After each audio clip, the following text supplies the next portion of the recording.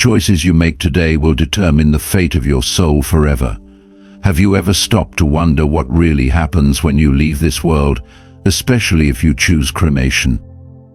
Many believe it is a simple, practical act, a farewell to the body that frees the spirit to soar. But what if there is more to it? What if the state of your heart, not just your body, holds the key to your eternal rest?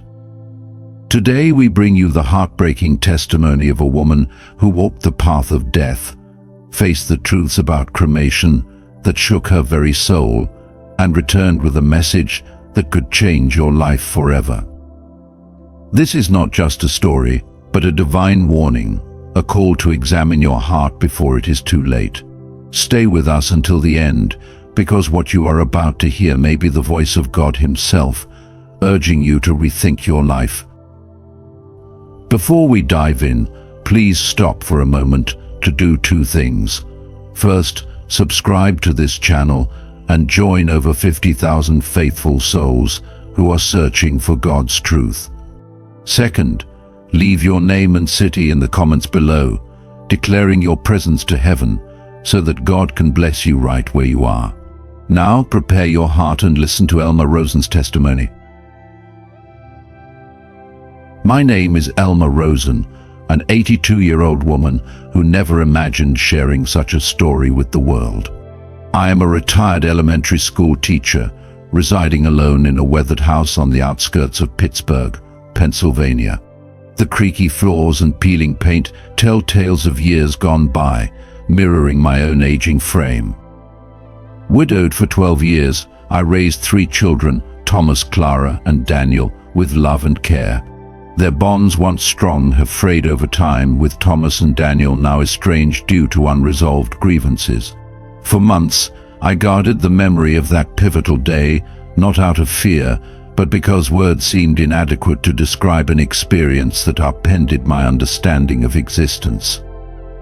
My life once brimmed with the laughter of schoolchildren filling my classroom. Family dinners warmed our home, and Henry's quiet love anchored our heart. Those days, vibrant with purpose, now feel like distant echoes of a life I cherished. In recent years, illness has shadowed my every step, becoming an unwelcome companion. Rheumatoid arthritis has gnarled my joints, turning simple tasks into painful struggles. A failing heart saps my strength, each breath a reminder of my mortality. Medical treatments, from surgeries to medications, demand sums far beyond my modest pension. Doctors mentioned a heart transplant, a procedure costing hundreds of thousands of dollars. Such a dream lies far out of reach for a woman of my means. Each morning, I sensed death's presence, no longer a distant specter but a visitor lingering at my doorstep. The reality of my frailty forced me to confront my end. I began to prepare for what lay ahead, my heart heavy with the weight of finality. I drafted my will with care, sifting through faded photographs and cherished keepsakes. Each item held memories I hoped to pass on to my children. I pondered what legacy I would leave behind, what would endure after I was gone. Burial, with its costly caskets and sprawling cemetery plots, felt like an extravagance I could not justify. Cremation emerged as the practical choice, simple and affordable, sparing my children financial strain. I believed the soul held true value, not the body that housed it. Dust returns to dust, I reassured myself, clinging to scripture. I imagined my spirit rising to God, unburdened by a broken shell. Yet a quiet doubt stirred within me, whispering if it could truly be so simple. That question, unnoticed at first, would soon lead me to revelations beyond imagination. It lingered in my heart, a seed waiting to sprout. The truths I would uncover would challenge everything I held certain. When I shared my cremation decision with my children, I hoped for their support. Instead, my words ignited a storm of discord I had not anticipated. The rift that followed revealed wounds deeper than I had realized. Thomas, my eldest, rejected cremation with fierce conviction. "It's heartless, Mom," he declared, his voice sharp with judgment. He saw it as a betrayal of our family's sacred traditions. His words pierced me, echoing the values of our ancestors who honored the dead with burial. Clara, my second child, seemed to grasp my reasoning but remained silent. Her eyes betrayed her fear of challenging Thomas's authority. Daniel, my youngest, offered little input, lost in his own troubles. His detachment stung, a reminder of the distance that had grown between us. Each conversation widened the chasm in our family, leaving me questioning my choice. My granddaughter, Lily, proposed a funeral GoFundMe to fund a traditional burial. Her kindness touched me, but I recoiled at the thought of seeking charity. Others need help more than I do, I told her firmly. I refused to take resources from those in greater need, like homeless families or struggling mothers. Cremation, I believed, was my way to depart quietly, without burdening anyone. Yet, the unease in my children's eyes told me otherwise. No one found peace in my decision, and I wondered if it would heal or haunt them. Each family discussion deepened our divide, their voices heavy with unspoken fears. My heart ached under the weight of their pain. Was I selfish for choosing cremation, prioritizing practicality over tradition? Did my choice rob my children of closure, of a place to mourn? Or were they clinging to customs that no longer served our reality? These questions gnawed at me, as relentless as the pain in my joints. They intertwined with my physical suffering, stealing sleep and peace. In the quiet of night I sought answers, unsure where they lay. I sat in my rocking chair, gazing at Pittsburgh's skyline, praying for guidance. Was I honoring my family by sparing them expense, or was I tearing them apart with my decision? The answers, I would soon discover, awaited beyond this world's veil. They lay in a realm where truth shines unhidden. My journey to those truths was about to begin. The conflict over my cremation decision revealed deeper fractures within our family. It was not merely about my final wishes, but a reflection of long-standing rifts. Each argument exposed wounds we had long ignored, threatening to unravel us. Thomas, my eldest, viewed my choice as a betrayal of our heritage. His sense of duty had always driven him to preserve family traditions. He organized reunions and tended our ancestors' graves with reverence. To him, cremation was a rejection of all he held sacred. "How will we visit you, Mom?" he asked, his voice cracking with grief. "How will we feel your presence if nothing remains?" His pain cut me deeply, a knife twisting in my heart. I longed to ease his sorrow, but burial costs were beyond my reach. A plot, headstone, and service demanded thousands I did not have.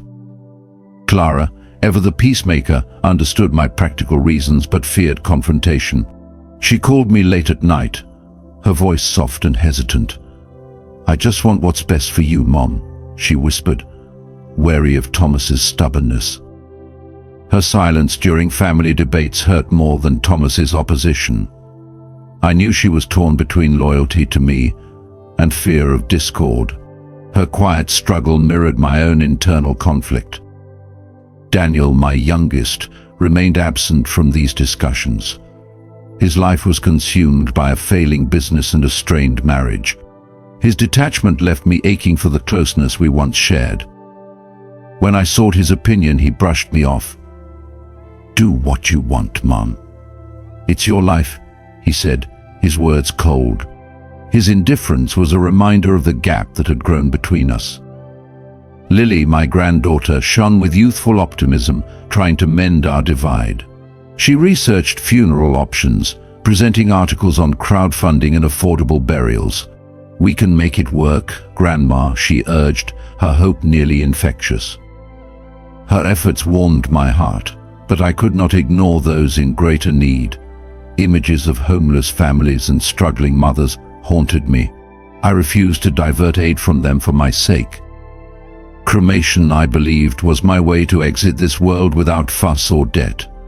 Yet my children's troubled expressions told a different story. No one found solace in my decision, and doubt crept into my mind. The weight of our disagreements pressed heavily upon me. It mingled with the physical pain of my arthritis and weakened heart. Sleep eluded me, my nights restless and troubled. I spent hours in my rocking chair, staring at Pittsburgh's skyline. I prayed for clarity, seeking God's guidance. Was I honoring my family or sowing seeds of division? The answer, I would soon learn, lay beyond the veil of this world. It awaited in a place where truth cannot be concealed. My path to that truth began unexpectedly. It was a crisp October morning, the air rich with the scent of fallen leaves. I woke early, my joints stiff but my mind unusually clear. I resolved to take the trash out myself, a small act of defiance against my frailty. My old house's stairs were narrow and worn, softened by decades of footsteps. I gripped the railing, my hands trembling with effort. The trash bag swung lightly in my other hand. I reached the third step when my foot caught on a loose board. Time slowed as I lost my balance, my body tilting forward. I reached for the railing, but my fingers grasped only air. The trash bag slipped from my hand, papers scattering. I felt my head striking the hardwood floor below. A sickening thud echoed, followed by blinding pain. The pain surged, then faded into darkness. It was sudden and all-encompassing. In that moment I was no longer Elmer Rosen, no longer bound to my aching body. I was gone, my spirit released from its earthly tether. The world I knew slipped away. A new journey was about to unfold, one I could not have foreseen. A strange sensation enveloped me, a lightness, as if I had shed a burdensome cloak. I opened my eyes, not of flesh but of spirit. The scene before me halted my breath, though my heart no longer beat. There I lay, crumpled at the foot of the stairs, my body motionless. My face was pale, drained of life's warmth. The trash bag had burst, scattering papers across the worn floorboards. I longed to move, to tidy the mess, to restore order. Yet I was detached, no longer part of that physical world. My form hovered, weightless, unbound by earthly constraints. My children burst into the room, their voices a chaotic symphony of panic. Thomas dropped to his knees beside my body, his cries piercing the air. "Mom, Mom, wake up," he shouted, desperation in every word. Clara clutched my lifeless hand, her fingers trembling. She whispered prayers, her voice soft but fervent. Her faith sought to tether me to the world I had left. Lily stood frozen, her eyes wide with shock. Then she collapsed, sobbing uncontrollably. "Grandma, please don't go," she wailed, her grief raw and unfiltered. Their sorrow pierced my soul, a pain sharper than any I had known in life. I yearned to reach out, to comfort them, to dry their tears. But I was a silent witness, unable to bridge the divide. Regret flooded my heart, heavy and unrelenting. I had never told Thomas how deeply I admired his strength, despite his stubbornness. His resilience had always been my pride, yet I left it unspoken. I had not embraced Clara enough, nor urged her to voice her truth. Her quiet love deserved recognition I failed to give. My silence now felt like a wound I could not heal. Daniel, my youngest, drifted in my thoughts, our bond strained by years of distance. I had assumed time would mend our rift. Now I saw the cost of my inaction, the words I never said. Lily, my sweet granddaughter, shone with kindness that sustained me. I had not told her how her warmth lit my darkest days. Why had I held back, letting moments slip away? Why had pride or fear silenced my love? Why had I left so much unsaid? These questions swirled, each one a thorn in my soul. I drifted upward, carried by an unseen force. It drew me toward a destination I could not name. The world below faded, my family's cries growing distant. No fear gripped me, only a profound peace. It was as if I had returned home after a long, weary journey. My spirit felt light, unburdened by pain or doubt. Yet beneath that peace, a question lingered. Where was I going? Was this the end, or merely the beginning of something greater? The answer lay ahead, waiting to be unveiled. I was on the cusp of truths that would transform me. They held the power to change others as well. My journey into the unknown had begun. Each moment carried me closer to revelations. These would redefine my understanding of life and death. As I floated onward, I carried my regrets but also hope. Perhaps I could still make amends in some way. The path ahead promised answers, if I dared to seek them. When I left my broken body at the foot of the stairs, I anticipated a swift ascent into a radiant heaven. Angels would greet me, or the face of God himself would shine with eternal welcome. Yet what awaited was neither celestial splendor nor divine judgment. I found myself in a realm both intimately familiar and profoundly strange. It was a countryside that mirrored the village of my childhood with uncanny precision. Rolling hills unfolded before me, their slopes adorned with vibrant wildflowers swaying in a gentle breeze. A golden light bathed the landscape, not static but pulsing with a life of its own. The very air seemed to breathe with divine intention. The scent of fresh hay mingled with the delicate perfume of lilacs, wrapping me in a comfort I had not known since youth. In the distance, the faint laughter of children echoed, a sound so pure it stirred memories long buried. This place felt like a memory reborn, yet its vividness surpassed anything I had experienced in life. It was as though I had stepped into the heart of reality itself.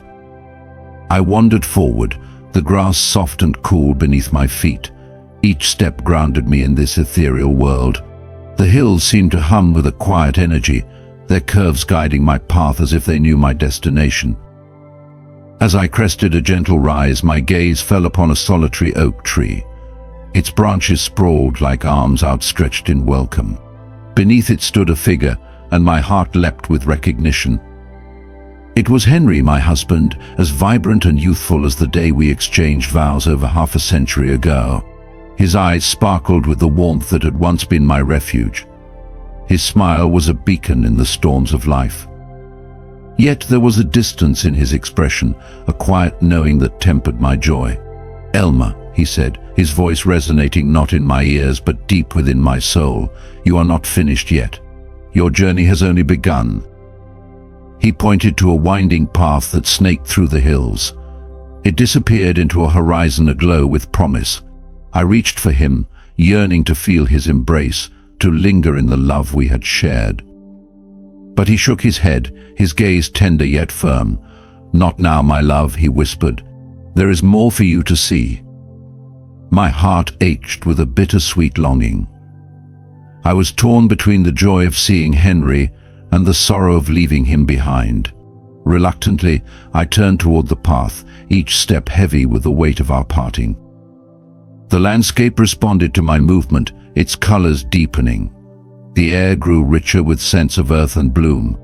The golden light seemed to dance, casting patterns that shifted with my thoughts.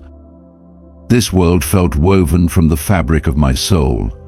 I walked in silence, reflecting on Henry's words. What did he mean? My journey had only begun. Had I not already lived a full life, raising children, teaching generations, loving and losing? The questions swirled unanswered. The path led me deeper into this mysterious realm. Ahead, the scenery shifted subtly, the hills giving way to a meadow. A small stream glittered under the light. By its bank stood another figure, her presence as familiar as my own heartbeat. It was my mother, her face radiant with the kindness that had defined her life. She had died when I was barely 20, taken too soon by illness. Her burial was a rushed affair that ignored her simple wishes. The memory of that loss had haunted me for decades.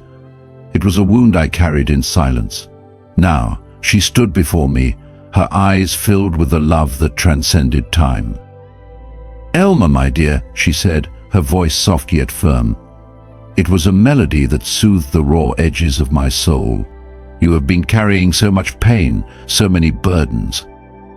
But listen closely, what you choose for your body matters less than how you lived. It is your heart that carries you to God. Her words struck me with the clarity of a bell. Their resonance echoed through my being. I thought of my decision to be cremated, the arguments with my children. The doubts had plagued me. Had I been wrong to focus on the fate of my body? Did I believe that ashes could free my soul? My mother stepped closer, her hand finding mine, her touch warm and grounding. "Walk this path, Elma," she urged, her gaze piercing yet gentle. "See the truth for yourself." As I nodded, her form began to fade, dissolving into the golden light. Her words took root in my soul, a seed of understanding waiting to bloom. I stood by the stream, its waters murmuring secrets I could not yet decipher. I felt a shift within me. This realm was not merely a place.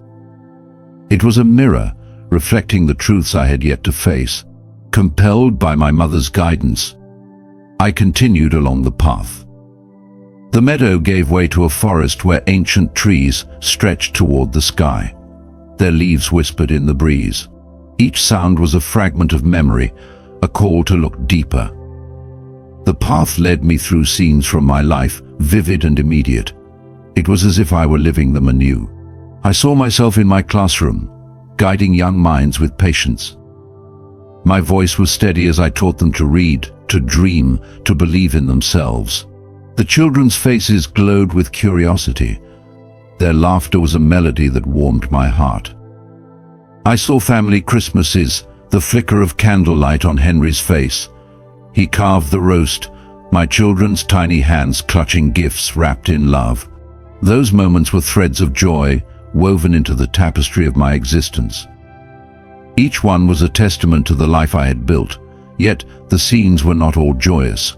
The path revealed my failures, moments I had buried beneath years of routine.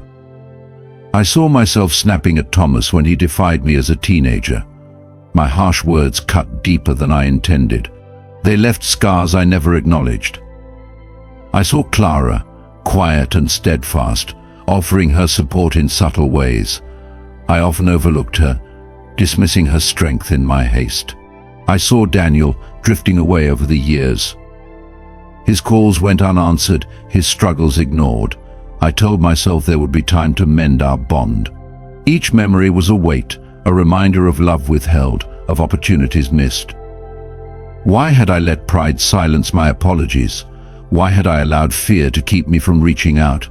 These questions pressed against my heart, their answers elusive yet urgent. The forest opened into a clearing where the golden light grew brighter. Its pulse was stronger, drawing me toward a greater truth. The boundaries of time began to dissolve. Past and present merged into a singular reality. I felt the weight of every choice I had made.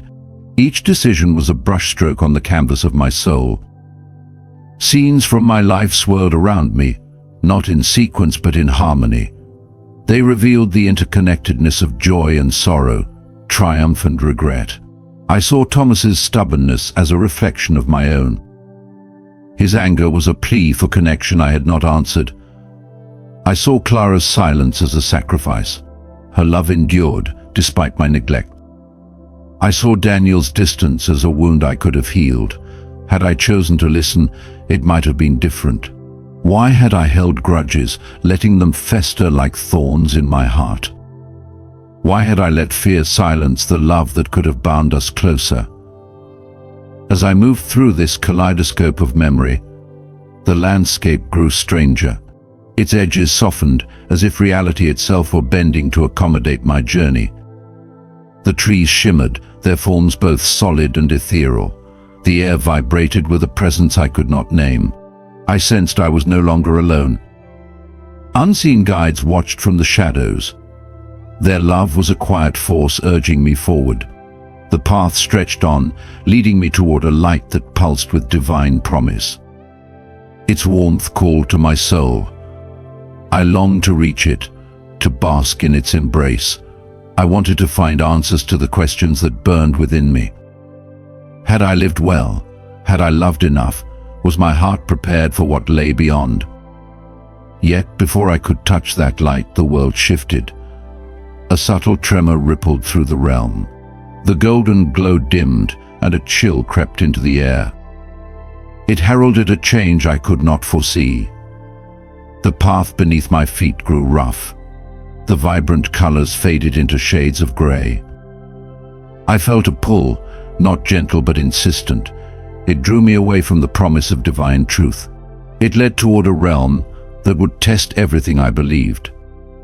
My heart trembled, sensing the trials ahead. Yet I knew I could not turn back. This transitional realm had shown me the beauty of my life. It revealed the pain of my failures and the power of my choices. It had prepared me in ways I did not yet understand for the darkness that awaited. With my mother's words echoing in my soul and Henry's love guiding my steps, I braced myself for the journey into the unknown. I was unaware that it would redefine my understanding of life, death, and eternity. The golden radiance that had enveloped me dissolved into an abyss of darkness. It was so dense it seemed to strangle my very soul. A chilling, oppressive force bore down upon me. It felt as if the weight of countless unrepented sins pressed against my spirit. The sweet fragrance of the countryside, once alive with lilacs and hope, turned acrid. It was saturated with the stench of sulfur and despair. The soft grass beneath my feet vanished. It was replaced by a jagged, treacherous surface. It seared with unbearable heat one moment and froze with bone-deep cold the next. I was no longer in the gentle realm of memory and light. I stood in a place of unimaginable torment. It was a realm I could only name as hell. This was not the hell of childhood tales. There were no cartoonish devils wielding pitchforks or lakes of fire painted in storybooks. What I encountered was far more visceral, far more terrifying. It was a reality that clawed at the core of my being. The air itself pulsed with anguish. It vibrated with a cacophony of screams, sobs, and desperate pleas for mercy. These pleas echoed without end. Souls surrounded me, not in physical form but as shadowy essences. Their spiritual presence was twisted by pain and regret. Some were engulfed in flames that burned without consuming. Their faces contorted in agony as they relived moments of cruelty, betrayal, or neglect. Others drifted in voids of utter isolation. They were severed from light, sound, or connection. Their eyes were hollowed by an eternity of remorse. I saw souls trapped in relentless cycles. They were forced to replay their worst deeds. Lies that shattered trust, words that wounded hearts, lives destroyed by selfishness. They were unable to break free from the chains of their own choices. The soundscape was a torment of its own. It was a chorus of broken hearts that had never found healing. A woman's voice pierced the air, wailing with unbearable sorrow. "I never meant to hurt her," she cried, reliving a moment of anger. It had cost her a loved one's life. Her cries were drowned by a man's anguished plea. "Why did I turn away?" he gasped, facing the consequences of greed. His actions had left others in ruin. Another soul, barely visible in the shadows, whispered softly. "I could have helped," it said, haunted by opportunities ignored. It was tormented by compassion withheld. Each voice was a thread in a tapestry of despair. This was woven from lives lived without love. They were without grace, without repentance. These souls were not prisoners of a vengeful deity. They were captives of their own making. Their torment was a mirror reflecting their choices. It showed what they had carved into their existence. As I moved through this forsaken realm, my spirit trembled under its weight. A chilling realization seized me. Some souls bore a faint mark, their forms dusted with ash. It was as if the physical act of their bodies' cremation lingered. Fear surged within me, cold and sharp. It threatened to consume my resolve. Was this my fate for choosing cremation?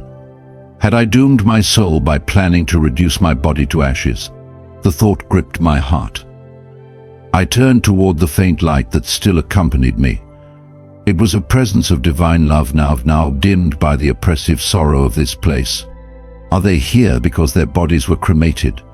I asked, my voice quivering with dread. My words were barely audible amidst the cries of the lost. The answer came not in spoken words, but as a wave of undeniable truth crashed over me. It had the force of a storm breaking upon the shore. No, cremation is not a sin. These souls suffer not because of what became of their earthly vessels. They suffer because of the lives they chose to live. This was not a punishment meted out by a cruel God. It was the natural consequence of hearts unhealed, of lives unrepented. Some languished here for acts of cruelty. Their words and hands had inflicted wounds that echoed into eternity. Others were bound by greed. Their souls were weighed down by wealth hoarded while others starved. Pride had blinded them to the needs of those around them. Many suffered for indifference. Their apathy was a silent violence. It left others to perish in loneliness or despair. The most heartbreaking were those who could not forgive themselves. They were ensnared in prisons of guilt and shame. They were blind to the mercy that shimmered just beyond their reach. I paused before one soul. It was a man whose essence flickered like a dying ember. He stood frozen in a moment of rage. His hands were raised as if striking someone he loved. Over and over, he cried, "I'm sorry, I'm sorry." The scene never shifted. His apology was swallowed by the unyielding truth of his actions. Each repetition deepened his anguish. His spirit was trapped in a cycle of remorse. It offered no release. Nearby, a woman clutched at empty air. Her fingers grasped for treasures she had treasured above all else. Gold, jewels, status meant nothing now. Others around her had begged for bread. Her eyes, once sharp with ambition, were now clouded with regret. Her soul mourned not the loss of wealth, but the love she had forsaken. Their torment was not fire or chains. It was the relentless clarity of eternal truth. Their choices were laid bare, their regrets inescapable.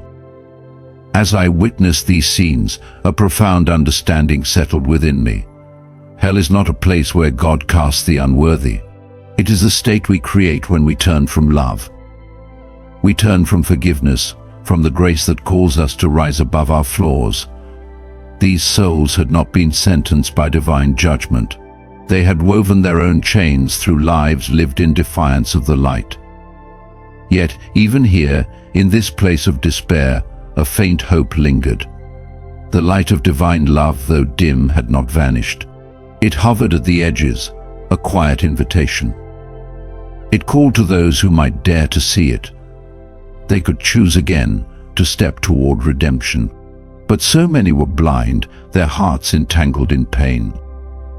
They were convinced of their unworthiness. They could not perceive the path to freedom. My heart ached for these souls. Each one was a story of loss, of choices made and chances missed. I saw a young woman, her form barely discernible. She relived a moment of betrayal. Her words cut like knives into someone who trusted her. She wept, her tears dissolving into the darkness. She was unaware that forgiveness was possible. An older man stood alone, surrounded by shadows. He was haunted by years of silence. He withheld love from those who needed it most. His solitude was his punishment, self-imposed. It was a reflection of the walls he had built in life. I wanted to reach out, to tell them they could leave. Mercy awaited, but my voice was swallowed by the din. Could they not see the light? Could they not feel the love that still called to them? As I stood amidst this sea of torment, my thoughts turned inward. I reflected on my own life, my own choices. I saw my stubbornness with Thomas. I had dismissed his concerns about cremation. I refused to hear the fear beneath his anger. I saw my silence with Clara. I had let her fade into the background. I assumed her quiet strength needed no acknowledgement. I saw my distance from Daniel. I had let years pass without bridging the gap. I believed time would heal what I would not face. Had I been building my own hell? Was it built brick by brick, with every unforgiven slight, every unspoken truth added to it? The thought chilled me to my core. It was a stark reminder that I, too, had walked these paths. Unlike these souls, I was not yet bound. I stood at a crossroads, my spirit still free to choose. The realization kindled a fire within me. I resolved to live differently if given the chance. I would not let pride or fear silence my love. I would not let grudges fester. Forgiveness would not go unoffered. I thought of my children, their feuds, their pain. Thomas's anger was not just about cremation. It was his fear of losing me. He feared failing to honor the mother who shaped him. Clara's silence was her love. It was restrained by a desire to keep peace. It was a sacrifice I had taken for granted. Daniel's absence was not indifference. It was a struggle I had not sought to understand. Lily, my precious granddaughter, made efforts to help. Her actions were her way of holding on to me. They wove our bond into eternity. Why had I let these truths remain unspoken? Why had I allowed division to grow? Love could have flourished instead. Compassion overwhelmed me, a tidal wave that drowned my fear. I would not wish this place upon anyone, not Thomas with his unyielding heart, not Daniel with his quiet pain, not even strangers whose choices led them here. I saw their humanity, their brokenness. I wept for them, my tears a prayer for their release. This experience seared a lesson into my soul.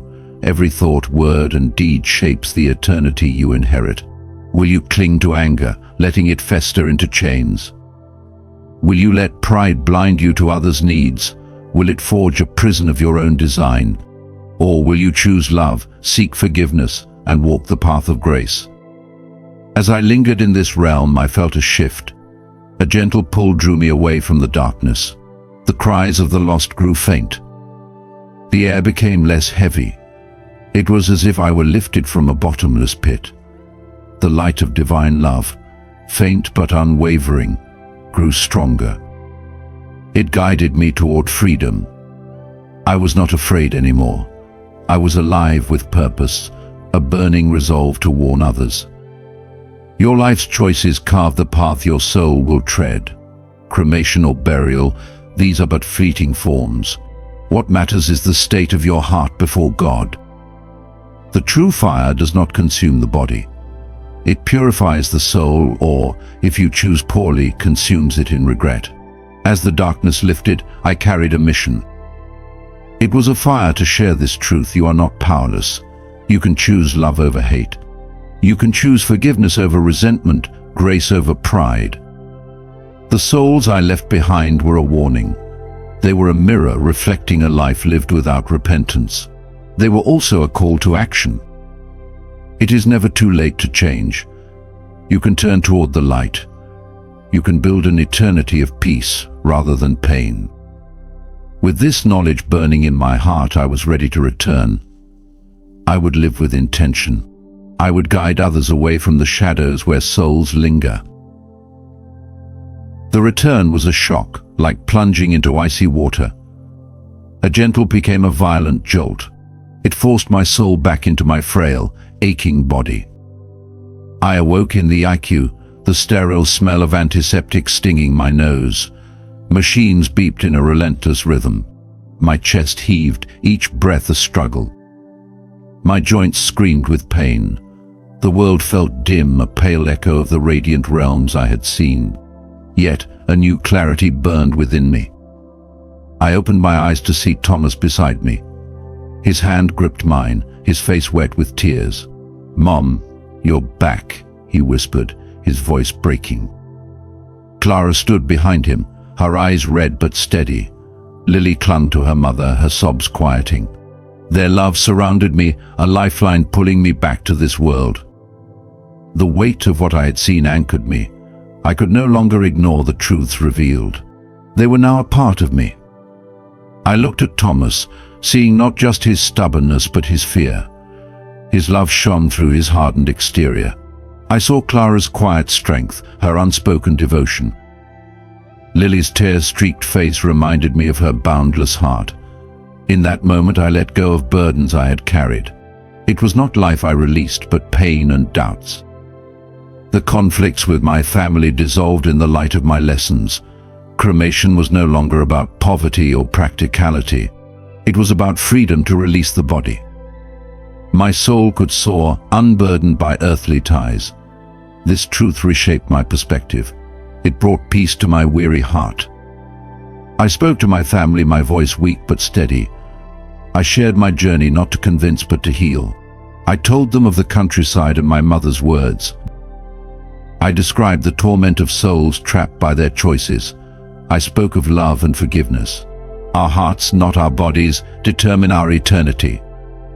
To my surprise, they listened intently. Thomas's shoulders softened, his eyes meeting mine with understanding. Clara found her voice, admitting her fears. Lily smiled through her tears. Her hand squeezed mine gently. Their openness began to mend our fractured bonds. We planned my cremation together, driven by love, not necessity. It would be a simple ceremony. It would honor a life lived fully, not a body preserved. We chose a small urn for my ashes. They would be scattered in the hills where Henry and I once walked. That place held joy and cherished memories.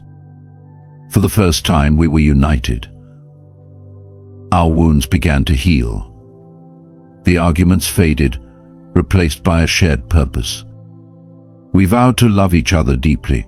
We would forgive and live fully in the time left. This unity was a gift born from my journey. God granted me a few more years, each day a precious gift. I returned to my old house, but I was no longer the same Elmer. My soul was alight with purpose. The pain in my joints persisted, my heart still weak. Yet my spirit burned with newfound clarity. I began sharing my story with others. First, I spoke with neighbors over coffee. Then I addressed church groups and community halls. I was no preacher or prophet, just a woman who had seen truth. I could not keep silent about what I had learned. My message was simple yet profound. Death is not the end, but a transition. Life is your chance to prepare your soul. Love fiercely, forgive freely, I urged. These choices shape your eternal journey. I spoke to young mothers and weary elders alike. What are you holding on to? I asked them. What grudges or fears keep you from God's light? I shared the torment of souls in hell, not to frighten but to warn. Your choices matter, I emphasized. Every word and act builds your eternity. Choose love, I said, for it purifies the heart. When purified, even ashes become light. This truth resonated with those who heard me. My family transformed alongside me, healing old wounds. Thomas and Daniel began mending their rift. Small gestures like phone calls and shared meals marked their progress. Clara found her courage, speaking her truth boldly. She bridged the gap between her brothers. Her strength inspired us all. Lily, moved by my story, volunteered at a hospice. She brought comfort to those nearing their end. Her compassion reflected the love I had witnessed. We were far from perfect, yet we grew. We learned to love without reservation. Forgiveness became our foundation. I lived simply, cherishing ordinary moments now sacred. The warmth of my morning coffee was a treasure. The rustle of leaves outside my window brought joy. Lily's laughter filled my heart with gratitude. I took up meditation to reconnect with divine peace. It was a practice to anchor my soul. Some days that peace felt distant, clouded by doubt or pain. In quiet moments I felt it again. That presence, that love, bound all things. I no longer feared death, having seen its truth. I had walked its paths and returned with a mission. Life became my canvas, painted with intention. I lived with gratitude for every breath. I showed kindness to every soul I met. My actions reflected the lessons I had learned. I wrote letters to my children, pouring out my heart. I expressed pride in their strength, sorrow for my failures. My love for them would never fade. I hugged them often, held Lily's hand tightly. I prayed with Clara, building memories for eternity. These moments were my legacy. My story spread, touching lives I had never met. People wrote to me, sharing fears about death. They spoke of struggles with forgiveness. I answered each letter, praying my words would guide them. Death is not to be feared, I wrote. It's a doorway, not a wall. The life you walk toward it shapes what lies beyond. This message became my mission. I sought to light the way for others. As my health declined, I faced death anew. I felt only peace, my heart free. My children were healing, my soul ready. I chose cremation, not for cost but for clarity. It symbolized my soul's release, unburdened by earthly chains. My ashes would join the wind and earth. They would rest in the hills where love had lived. I knew with unshakable certainty my spirit would rise. It would be carried by a love brighter than any fire. Elma's journey is more than a story, it's a divine wake-up call. Heaven and hell are real, not as distant realms but as states we craft through our lives. What are you building with your choices?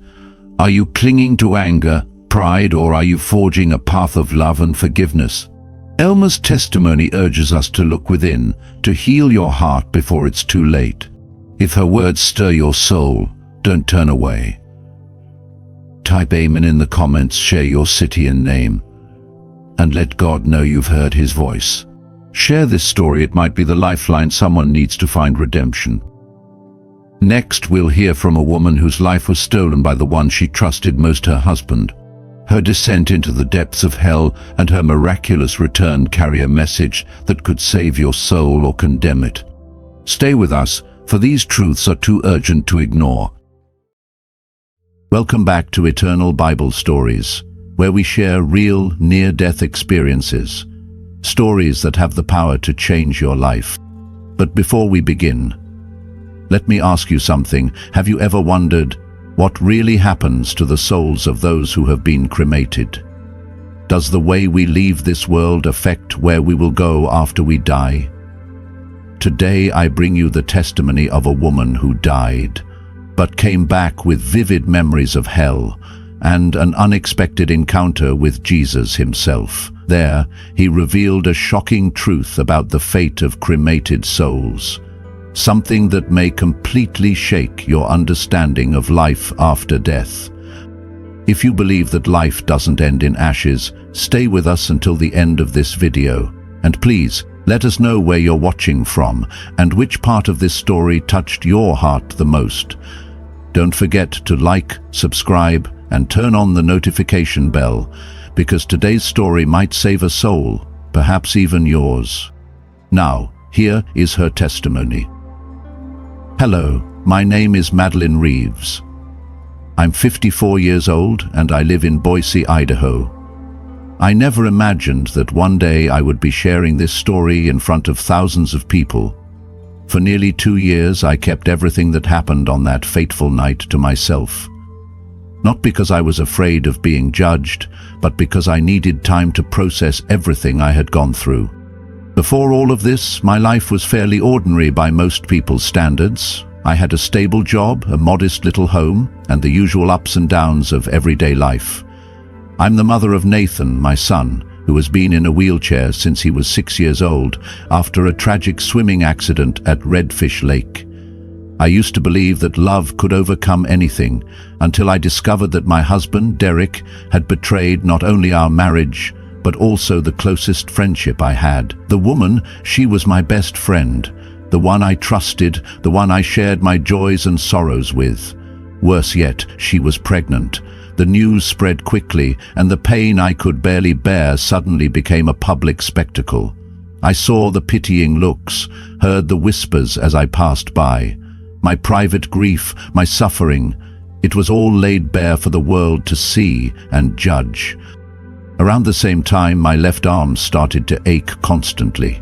It was a strange kind of pain, a mix of numbness and weakness.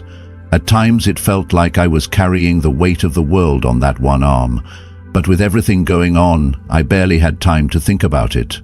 Besides, who would notice me anyway? People were too busy gossiping about the affair. In the middle of all this chaos, only my son remained my reason to keep going. He didn't know anything, and I wanted to keep it that way. Accepting that he'd be in a wheelchair for life was already a wound too deep for a child to carry. I couldn't let his tender little heart take on the pain of adult betrayal too. Then, after finding out that the baby my former best friend was carrying wasn't Derek's, he came back, begging for forgiveness, swearing he had changed, promising to rebuild our family. But when I looked at him, all I could see were the mistakes. How can you rebuild a home when the very foundation has rotted away? Every word, every touch from him only reopened the wound. The love we once had, once so beautiful, had now curdled into bitterness. A quiet kind of resentment that I couldn't voice, but also couldn't swallow. I felt like a stranger in my own life, trapped between a past I couldn't return to and a future I couldn't see. I wanted to leave, but I didn't know where to go, what to do, or even who I was anymore. My body was exhausted, and my soul felt like a wasteland after the storm. I didn't realize it then, but I was nearing a breaking point. Looking back now, I understand. When everything inside you has run dry, there comes a moment when the universe, or maybe it's God himself, starts to stir. And when that happens, you can never predict what's coming next. It all began so normally. I was simply searching for a bit of peace amid the wreckage and relentless pressure that had become my life. Some friends invited me to play poker, and I agreed. Not because I loved the game, but because I needed an excuse to escape. To just be Madeline. Not the betrayed wife, not the worried mother, just me. The laughter was genuine, the moments brief but precious. It felt like taking a breath of fresh air after being underwater for far too long. But as always, just when I started to feel the tiniest bit okay, reality came crashing back like a wave. Derek showed up. He always had a way of ruining the few peaceful moments I managed to find. He was drunk, reeking of alcohol, eyes bloodshot, slurring his words. He insisted I go home with him. I was caught in a whirlwind of emotion. Anger that he had invaded my space, fear of what might happen if I refused, and exhaustion from constantly having to hold myself together. For reasons I still can't fully explain, I agreed. Maybe I was too tired to resist. Maybe a tiny part of me still clung to the hope that things could be better. Or maybe I just wanted the conversation to end so I could get back to Nathan. In his drunken state, Derek demanded that I drive his new car, a car I'd never driven before. The thought of taking control of something unfamiliar made me uneasy, but once again I gave in. Sometimes agreeing feels easier than fighting. We got in the car, and the silence between us was suffocating, filled with unspoken words and wounds that never healed. I gripped the steering wheel so tightly my knuckles turned white, eyes fixed on the road ahead, fully aware of his gaze on me. Then he broke the silence. He started talking about our marriage, the past, and how he wanted everything to go back to the way it was. His words were a chaotic mix of regret and blame, apologizing one minute, accusing me the next for not being able to move on. Without warning, Derek reached for my hand, not with affection, but with a dangerous kind of resolve. He grabbed my finger, trying to pull off my wedding ring, the one he had given me years ago, once a symbol of love, now just a relic of a broken dream. I yanked my hand away instinctively, not because I still loved him, but because that ring held the last shred of the woman I used to be, the one who believed in love and loyalty. That was the moment everything shattered. Derek's expression changed, his face twisted with anger, disappointment, and something darker. Before I could process what was happening, he lunged at me. In a matter of seconds, my life was about to change forever. One moment I was driving, trying to keep things together. The next, he was on top of me, pinning me against the driver's seat. His hands held me down with a strength I didn't know he possessed. The stench of alcohol filled my lungs, and the eyes that once looked at me with love were now filled with a fury that chilled me to the bone. I tried to scream, but his arm crushed my throat. I couldn't breathe. My lungs burned, desperate for air. My hands, once gripping the wheel, now clawed at his skin, trying to push him away. But it was no use. He was too strong, and the alcohol seemed to make him even stronger. My vision blurred. Black dots danced before my eyes. I could hear my heartbeat pounding in my ears, a deafening countdown to the final seconds I had left. That feeling, when your own body betrays you, begging to live but no longer able to fight, is something I'll never forget. In that moment, a flood of thoughts raced through my mind. I thought of Nathan, my precious boy. If I didn't survive, who would take care of him? How would he cope with losing me in a life already filled with too many challenges? I thought of my parents, my friends, of all the things I hadn't done yet, all the dreams left unrealized. And then, just as I felt myself slipping away, just when my body was ready to give up, a strange thing happened. It was as if a veil had been lifted. The pain, the fear, everything vanished. I felt weightless, like I no longer belonged to my body.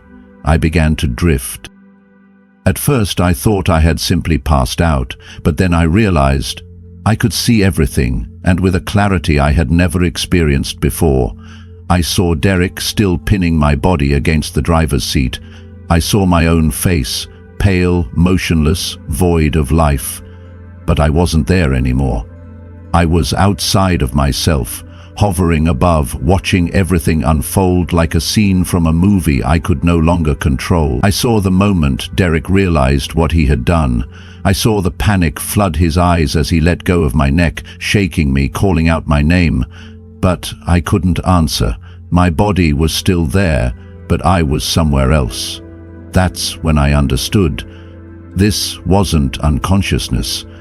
I had died. Strangely, I wasn't afraid. Instead, I felt a peace so profound, so deep, I almost didn't recognize it.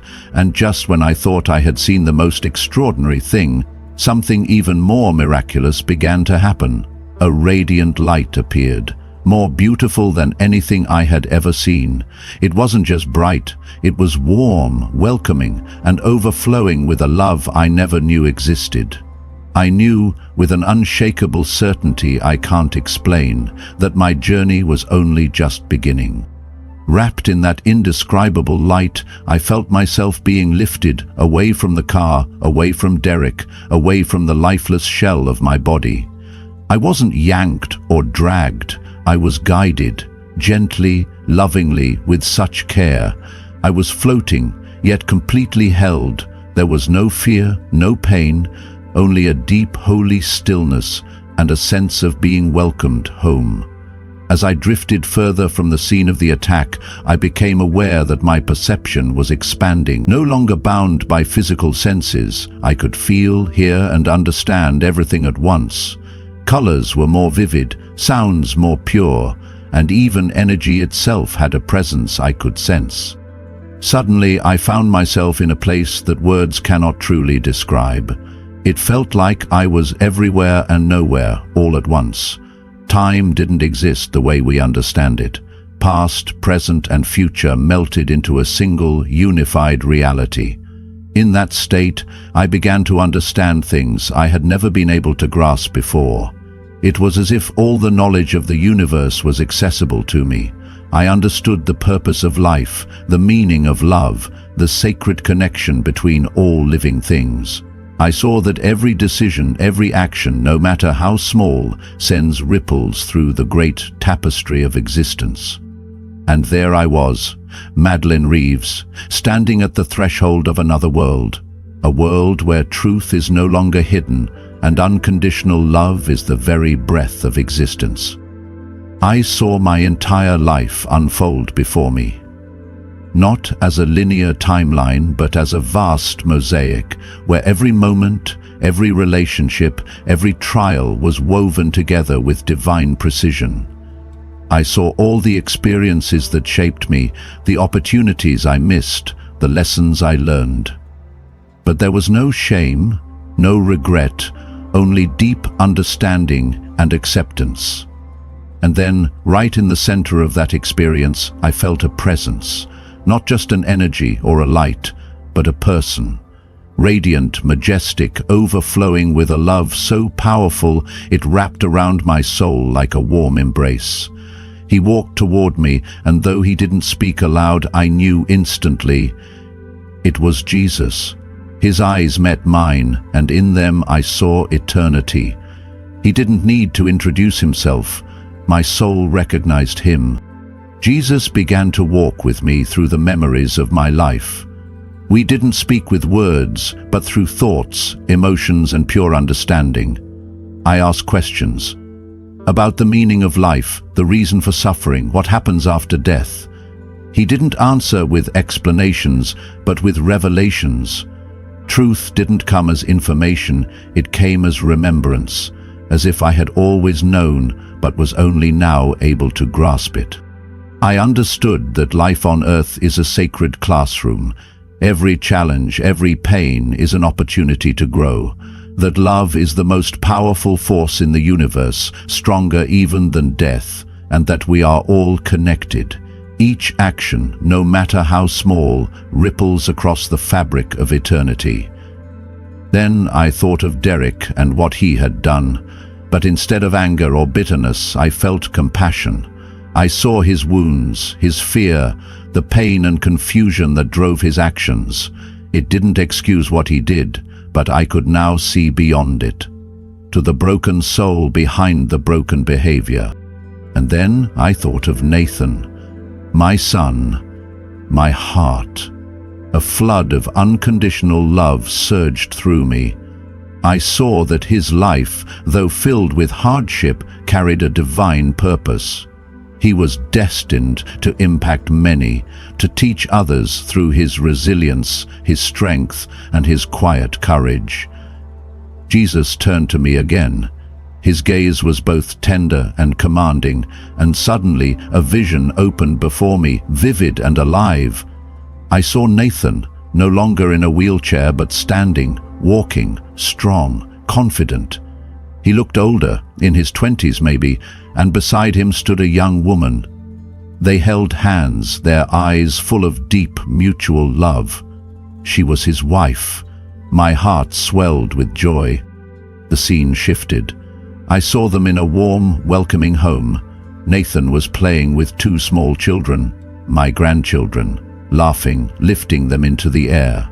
The sound of their laughter was pure light. Then I saw him at work, focused and driven, surrounded by books and papers. He had become a respected professional, someone making a difference in people's lives. The vision continued. I saw him speaking to large crowds, sharing his story and inspiring others. I saw him being honored, receiving awards for his contributions to the world. I saw him grow old, surrounded by family and friends, full of peace and purpose. In every scene, Nathan radiated strength, joy, and quiet determination. This was the future I had once dreamed of for him, but never dared believe was possible. As I watched these moments unfold, I understood the reason for this vision. It was a calling, a divine reminder. Nathan needed me, not just now while he was still young, but throughout his journey into that bright future. I had a role to play in his transformation, from a boy in a wheelchair to the man I had just seen. And in that moment, I felt it with absolute certainty. I had to go back. No matter how painful, no matter how hard, it was time to return. Nathan would need me to believe in him, to fight for him, to never let him give up. The vision slowly faded, but the feeling it left in me remained, a fire of purpose, of hope, of unconditional love. I knew the road ahead wouldn't be easy. There would be trials, doubts, and dark nights. But now I had clarity. I had seen the reason to keep going. As the final image of Nathan disappeared, I felt ready. Ready to return, ready to be the mother he needed, ready to help him live the future that God had just shown me. But before I could return, before reuniting with my body, I had one final journey to take, a journey to a place I never imagined existed, a place that forever altered my understanding of life, death, and what comes after. Just when I thought my experience couldn't become any more intense, I felt a sudden shift. The radiant light that had embraced me began to fade, replaced by a thick, suffocating darkness. It was as if I was being pulled down into a realm that challenged everything I thought I knew about existence. And then I was there, in a place that could only be described as hell. This was not the hell of movies or storybooks, no red devils, no pitchforks. What I encountered was far more vivid, far more terrifying. The air was thick with the stench of sulfur and hopelessness. It wavered between freezing cold and unbearable heat, distorting time and sense. Every movement of my consciousness felt like stepping into living agony. All around me were souls, no longer physical bodies but ghostly forms, writhing, twisting in torment. Some seemed to be burning, yet not consumed, trapped in a fire that didn't kill, only tortured. Others floated in total darkness, cut off from sound, touch, or even awareness of others. Complete isolation. I saw souls reliving the worst moments of their lives, over and over, trapped in a loop of guilt and regret with no way out. The soundscape was horrifying, a cacophony of shrieking, weeping, cries for mercy. But it wasn't just noise. It was the echo of broken hearts that had never healed. As I tried to grasp what I was seeing, something deeply disturbing struck me. Some of the souls here had clearly been cremated after death. I turned toward the faint presence of light still lingering near me. Jesus, who had walked with me through heaven, now dimmed by the weight of this place. Are they here because they were cremated? I asked, shaken and confused. The answer came not in words, but as a wave of undeniable truth. No.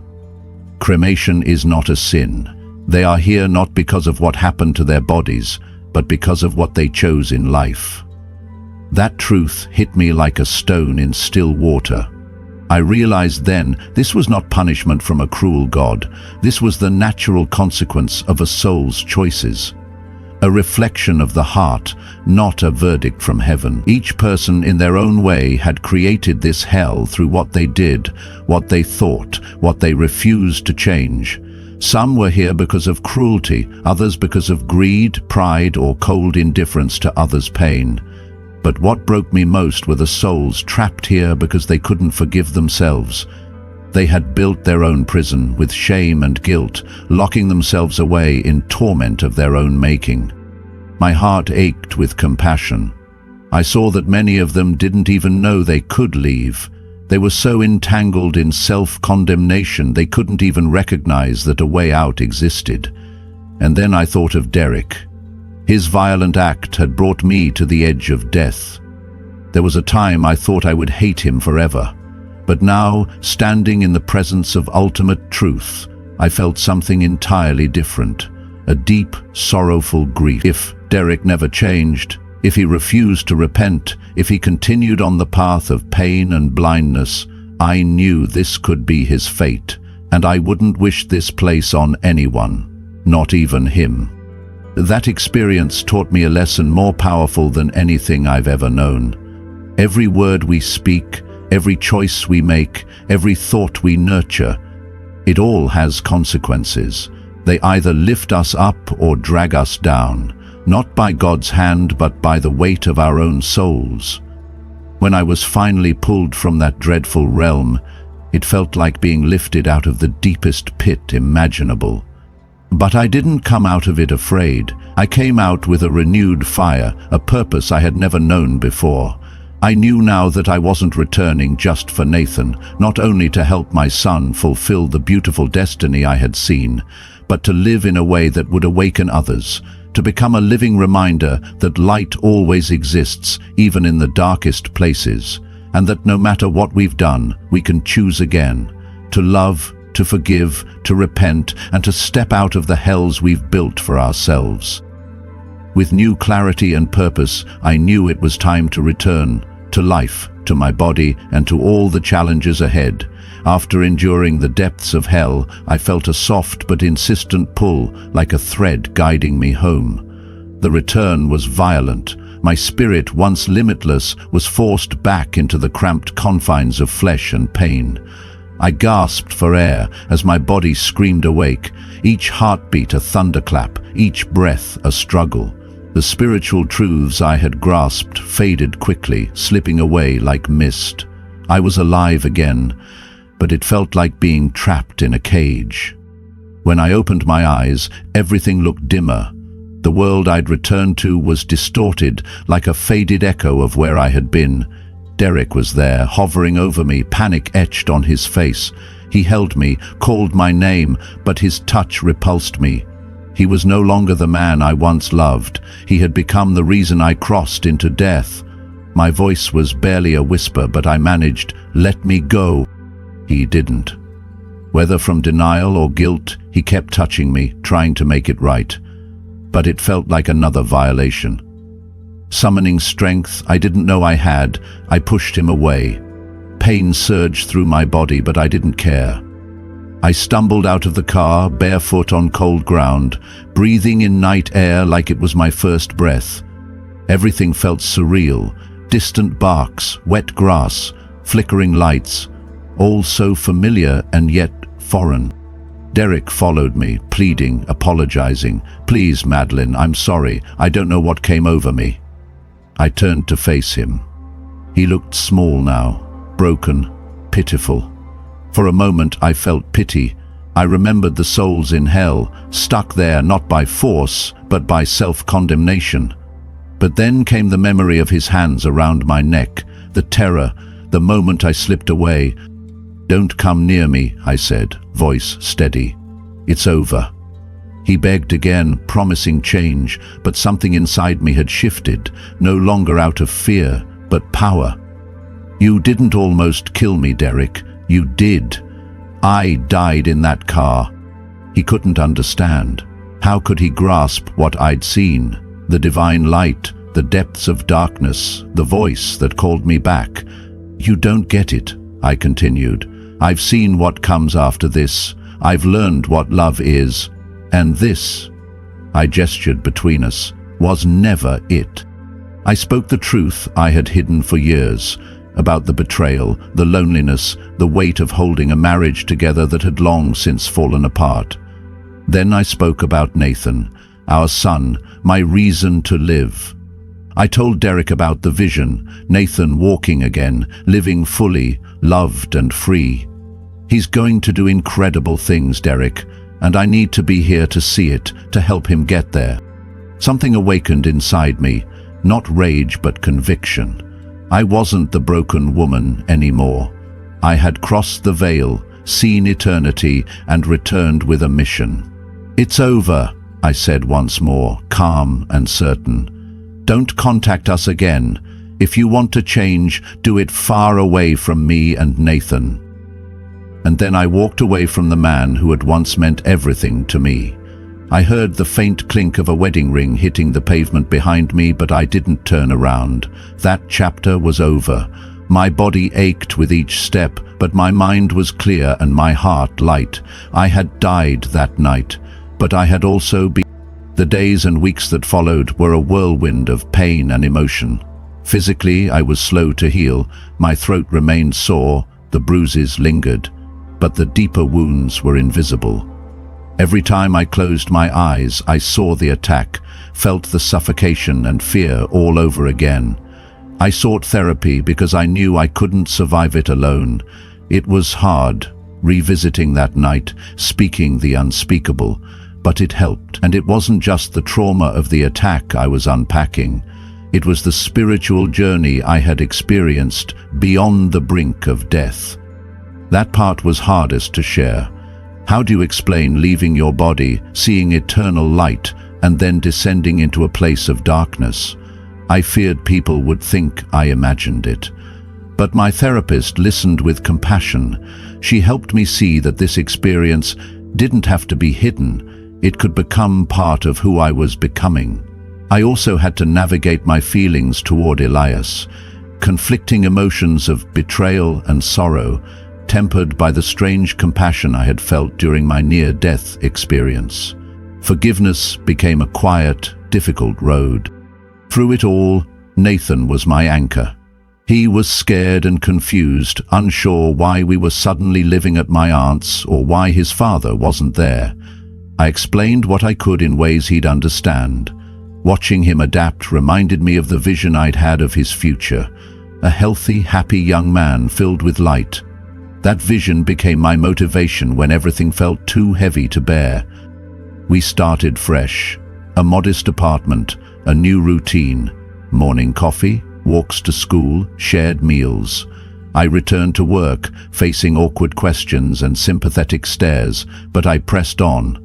Having been so close to death, I found a new appreciation for life's smallest blessings. Nathan's laughter, sunlight through the window, the smell of breakfast cooking. These things became sacred. Meditation helped me stay grounded. I wasn't searching for escape. I was reaching for the divine peace I had once touched. Some days it felt out of reach, but with time I began to sense that quiet presence again. I didn't return to traditional religion, but I didn't just heal, I transformed. I became stronger, more resilient, more compassionate. I no longer feared death because I had seen what lay beyond it. Life was a gift I'd been given again, and I vowed not to waste it. There would still be challenges, but I was no longer afraid. I had walked through the fire and come back. Eventually, I began sharing my story in small support circles, then in larger gatherings, not for attention, but because I knew someone out there might be waiting for a sign that healing was possible. I wasn't a spiritual teacher. I was simply someone who had been broken, who had returned, and who now walked forward with open hands and an open heart. Nathan remained my guiding star. I encouraged him to believe in his strength even when his body resisted. When doctors suggested a new therapy to improve his mobility, he said yes without hesitation. It was a long, painful journey, but we held on. And the day Nathan took his first steps without help, I wept, not because it was magic, but because it was earned. Faith, perseverance, and love had brought us there. I never went back to Elias, but I did forgive him, not for his sake, but for mine.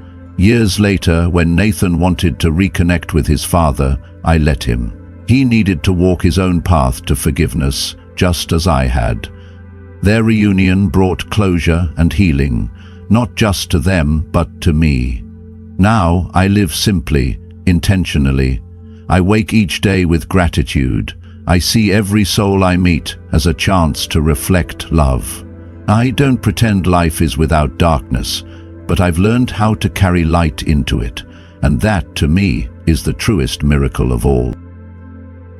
The story may have ended, but what Madeline experienced still whispers to us that this world is not all there is. Heaven is real, hell is real, and every choice we make, no matter how small, carries eternal weight for our souls. If you're hearing this right now, maybe it's not by accident. Maybe God is knocking on your heart. Don't ignore it. Type Amen in the comments, or let us know where you're watching from. It's not about formality, it's about saying, I've heard this and I won't turn away.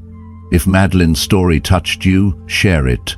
Someone you love might be desperate for hope. Someone may be standing on the edge, and you could be the one God is using to bring them back to the light. And if you, or someone you know, has had a supernatural experience, seen the light, met the Lord, or crossed the line between life and death, we want to hear from you. We're here to listen, to pray, and to walk this journey with you. If you haven't subscribed yet, now's the time. Hit that subscribe button and turn on notifications. These testimonies are real, and they carry the power to plant seeds that can save lives.